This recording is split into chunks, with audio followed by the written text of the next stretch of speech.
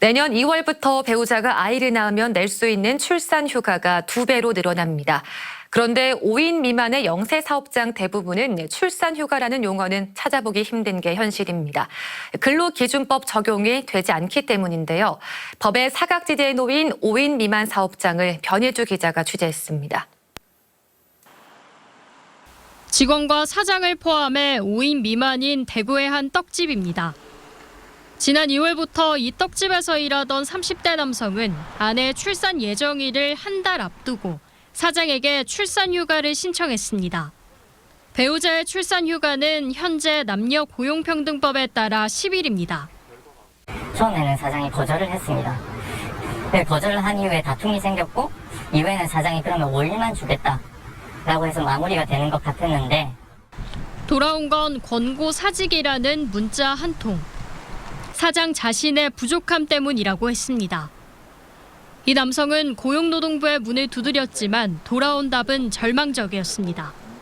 출산 일주일 전에 해고를 당했기 때문에 이 부분에 대해서는 출산 휴가가 시작되지 않아서 처벌을 하기가 쉽지 않고 더군다나 지금은 5인 미만 사업장이기 때문에 해고가 자유로운 상황이라서 여기에 대해서 처벌을 하기가 더욱 어렵다.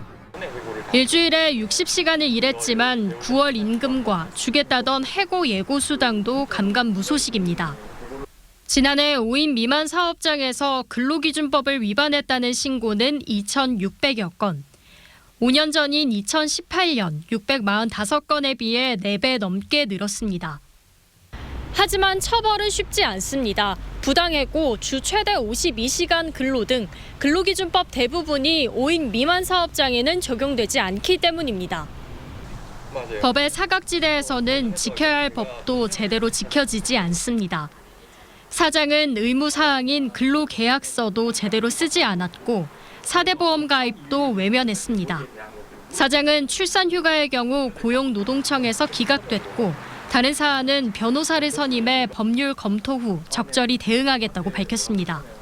적용되는 조항에 대한 것을 이유로 삼지 않고 5인 미만 사업장에서 언제든지 해고가 가능하다라는 그런 제도상의 미비점을 악용해서 그렇게 해고를 한 것이다.